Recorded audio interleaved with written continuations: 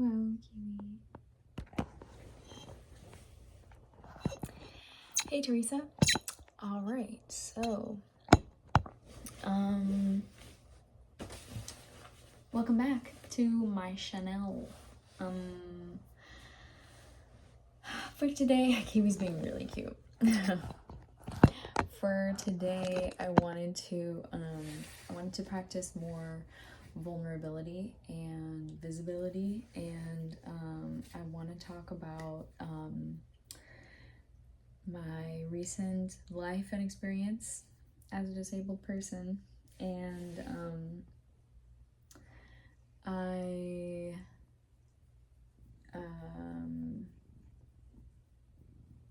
going to shed some light on the situation. So basically, this feels really weird to talk about. Okay, so basically I took some notes, thankfully, to keep my thoughts organized, and I'm going to try to keep this video kind of quick and short and easy because I want it to be.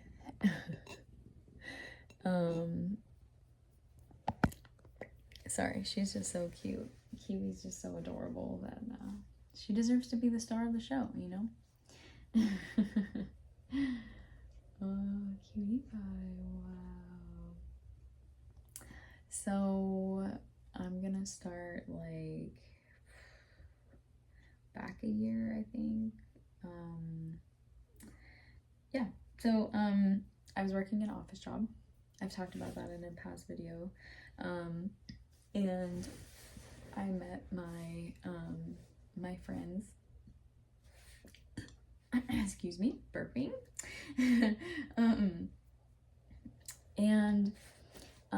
While I was at this office job, I was working out 4 to 5 times a week. I was really careful about my form, so don't get it twisted. Basically my back was just starting to hurt so much, and I stopped working out because my back was just starting to like really hurt, and I wasn't sure what I was doing to continue hurting it, and the doctor wasn't really listening to me about my pain, and it was really frustrating. But luckily I met my friends, and they really empowered me to advocate for myself and for treatment. She's looking at me again. So my pain in my back became so bad that it was really difficult to breathe, and sometimes at my job I would have to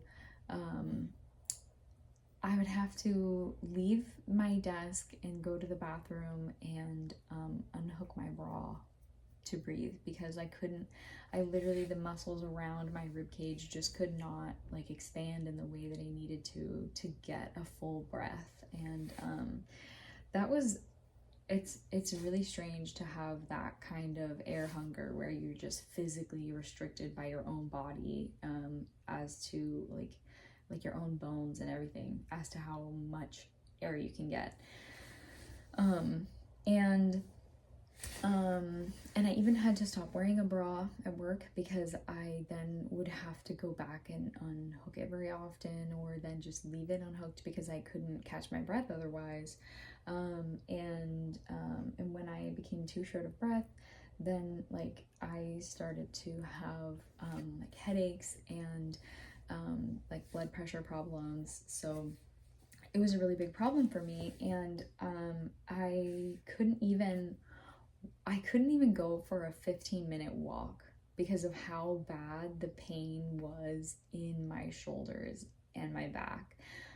That just going for I think I tried to go for a walk for maybe like 7 minutes or something, and I like turned around and gave up, because I knew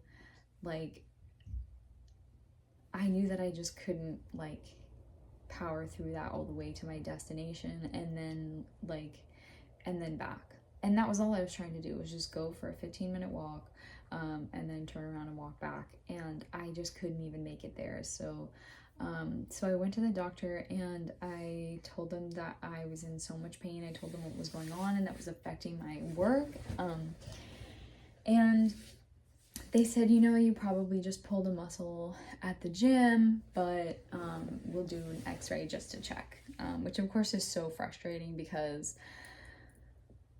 anyway, so they gave me the x-ray and I found out I had scoliosis, and I from a lot of research and a lot of input from my hypermobile friends, and a lot of physical therapy for hypermobile people, I was strongly suspicious that I was hypermobile, and I got the confirmation on that as well when I went to see a physical therapist.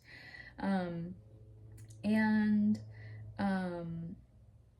let's see. Oh, and around this time, I was having PMDD so bad, like hormonal mood problems and mood stabilization problems, that extend like 2 to 3 weeks out of the month. And it was so bad that I was having like self-harm ideation and, you know, further self-hurt ideation for like at least 2 weeks out of the month. And it was so difficult. Like, there was so much pain in my body that like emotional pain and mental pain that doesn't allow you to function properly and doesn't allow your brain to function properly, literally. It was so bad, like 2 to 3 weeks out of the month, that I just felt like I was barely like productive, and I was always really like cranky and like irritable with people and really impatient. I struggled. I just completely struggled for any kind of motivation. And it was really like, it was a really big stress on me. I was slowly learning about autistic accommodations, and learning like safe ways to, which it's a struggle to keep it up, but safe ways to take care of your body as a hypermobile person, as somebody who is extra bendy and, you know, shouldn't be like, sorry, Kiwi wants to go out. Give me 1 second. Yeah.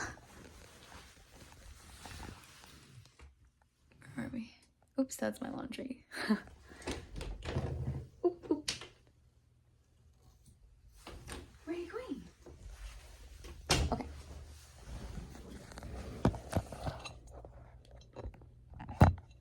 Yeah.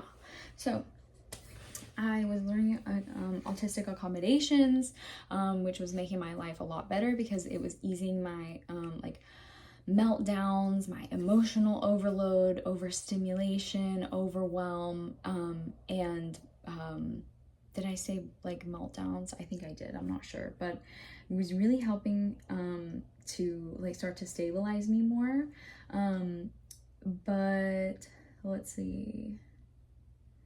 Yes, and I was learning tips to keep myself safer as a hypermobile person who shouldn't be moving to the full range of like full range of motion, like the full extent of my range of motion. I don't know if I'm saying that properly. I think I'm having some brain fog, which is just amnesia right now. Anyways,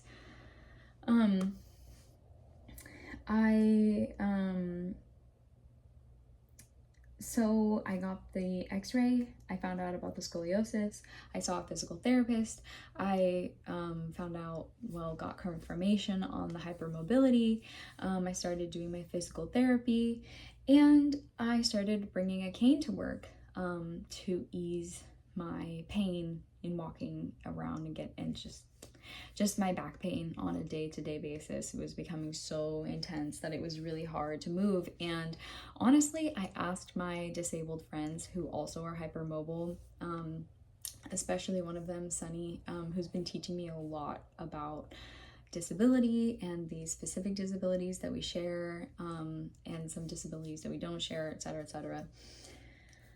I asked them, what did you do that like had the fastest and like biggest effect on your pain, because I was doing physical therapy and it was so difficult because I was still in so much pain, and it's really hard to get the right balance of like massaging out the muscles and then working them out. It's really hard to do, especially when you have to like massage them out like in your back, and my back is back here, which means like accessing it usually hyperextends my shoulders or my wrists or my arms or all of the above. Anyways, I brought my cane to work. Oh, and this is a funny story. I made a note of this. On the first day that I brought my cane to work, my manager, when she saw me holding my cane and walking with it, she looked at me like so stunned, and she was like, "Theresa, what's wrong with you?" And I just remember being so shocked at her wording, because like she was never like super outwardly ableist before that. Like she never made any like very overtly, you know, maybe looking back with the perspective I have now, maybe I would describe it differently, but looking back then, like with the knowledge of ableism that I had back then, like she hadn't really made any comments that I thought were super overtly ableist until that one. That one was really odd, and we were friends too, so, but it was definitely strange by then. The more disabled that I acted, the less friendly everyone was. I didn't go around like telling everyone what like my medical situations were, because that's like my personal business and I'm still figuring it out at the time. So and it's like, you know, like that's protected information for a reason. That's legally protected information. So, you know, I don't know if they felt awkward because I didn't want to talk about it. I don't know, but I just thought that was kind of an unfortunate reaction to have to somebody bringing a mobility aid to work, is to ask what's wrong with you. I fully expected her to say, "Oh my gosh, Theresa, what happened to you?" Which is, you know, also a little bit, let's say maybe like inconsiderate maybe thing to ask somebody who's disabled and is like using a mobility aid. I know it seemed sudden, but it's like hard, it's like really embarrassing and weird when people ask like, "What happened to you?" And it's like, well, it happened when I was born. I just, nobody found it because nobody took my pain seriously until now. So I don't know, like what happened. I finally was in so much pain that I had to stand up for myself, and people in my life taught me how to do it. Like finally, that's what happened. Anyways, so I brought my cane to work for a couple days, and then I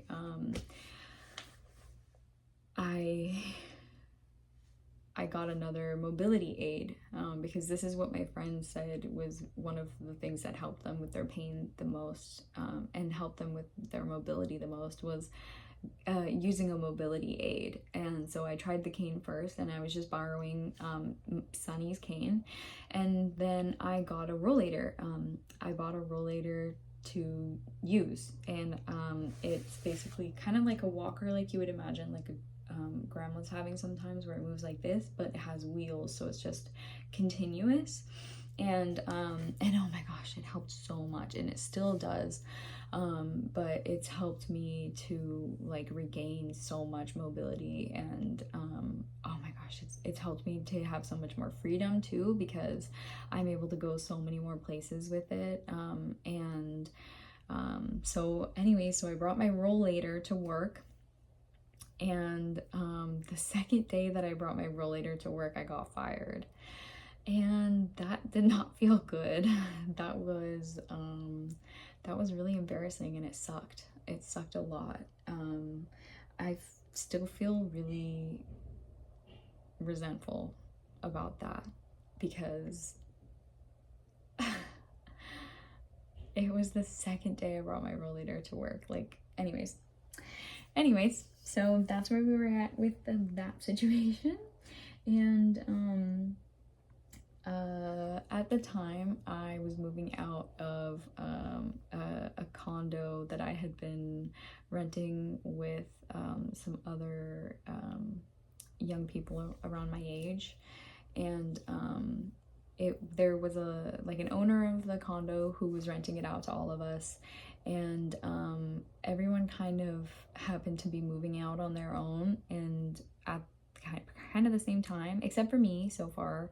And the landlord let me know that he just wanted to get it ready for sale, and he didn't want to try to rent it out anymore. So I needed to find a place to live. But luckily, me and my friends were talking about moving in together a lot at the time, because we all had a lot of support needs that we weren't getting met, and we could help each other meet our support needs. And that's what we were able to do when we spent time together, when we hung out, when we could spend like time over the weekend or like spend the night there. And the reason I say like we is because the friend that I met is a fellow disabled person, an autistic person, who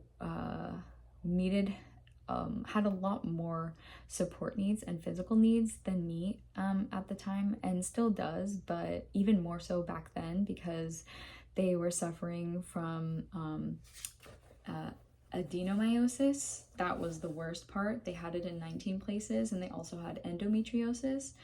So they were struggling with that when I met them, struggling to like get around and just be mobile every day, struggling to do like chores and stuff, even though they were responsible for cooking and laundry and taking care of the cats, and like keeping track of the bills, paying the bills, and budgeting out the groceries, buying the groceries. So they had all of these tasks to do, and they were struggling to do all of that and to feed themselves throughout the day, and to like they were bedridden. So they had a lot of support needs basically, and so did I, because I was in a lot of pain.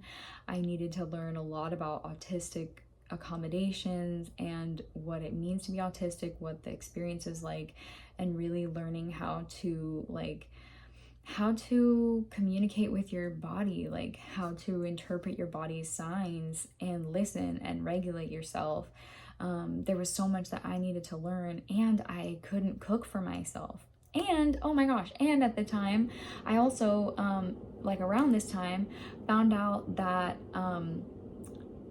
like I have problems with like insulin and sugar, and I had to stop eating any carbs or sugars, like any simple carbs or sugars. So no fruits, no starches, just like vegetables for carbs, not even like whole wheat, whole grains, like whole oats, anything like that. And I was already struggling to cook for myself, because it takes so much organization and thought and planning and time and physical energy to be able to like plan meals and buy groceries and cook the meals and clean the dishes and put the like store the meals, and then like, oh my gosh, it's just so much. Like it was really, really hard for me, and I was struggling to feed myself enough. And I'm like still in a state of trying to gain weight. So it was, and I was a lot less mobile. So it was hard because I had gained weight by going to the gym, and when I couldn't go to the gym anymore because I had like injured my back too badly, like it exacerbated the scoliosis that I didn't know that I had. I lost a lot of the muscle that I gained, and then it was really hard to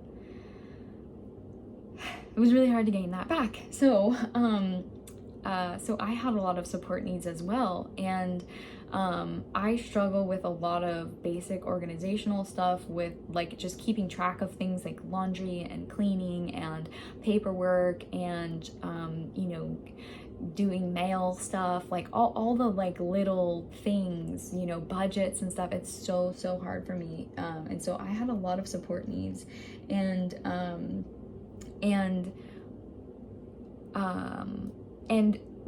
we were able to meet each other's needs. Like when we were together, my friend could cook for me in keto recipes that they knew were safe for my body and my digestive system, and I could prepare them food too, not like cooking fancy meals, but like heating like specific foods, like comfort and sensory safe foods that they could eat, or foods that were safe for their digestive system at the time, which was really picky because of the non-cancerous cancer tissue that was infiltrating their whole system and like growing on their organs, and they could help me with a lot of planning and organizational things that they had been like forced to learn how to do on their own, or have been forced to do for their family for free. And so we had a lot to offer each other, and we knew that if we moved in together, it could be really mutually beneficial. And at the time, they were married as well, but their spouse was in the Air Force, and so he would be gone for 24 or 48-hour shifts, leaving Sunny home alone, like bedridden and struggling to take care of the cats and feed themselves and take care of the house, take care of the bills. So it was going to be a good situation. And we also had another disabled friend, who was basically living on somebody's patio, even though we were going through triple-digit heat during the summer out here. We get triple-digit heat really bad, and this is another friend with hypermobility and a lot of like autistic sensory accommodation needs and support needs, who is also like very disabled and struggles like to work, you know, the classic kind of jobs that are available for us, and who also has like very specific dietary needs that are really easy for Sunny to cook for.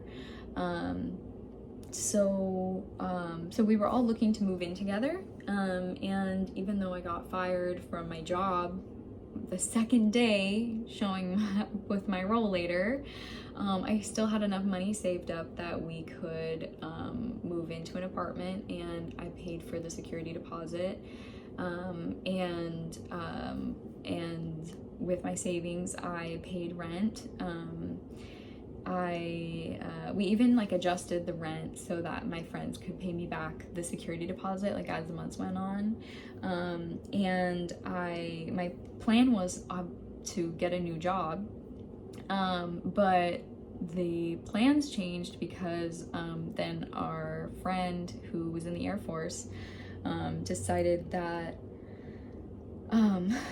well, he signed up for paramedic school. He signed up to go at, I'm at 24 minutes. Okay, I'm gonna cut this short probably and continue in another video, but he signed up to go to paramedic school for 4 months, and he got like accepted and approved into the program to leave for 4 months immediately at the time of Sunny's surgery. Actually, I don't think we had a surgery date at the time.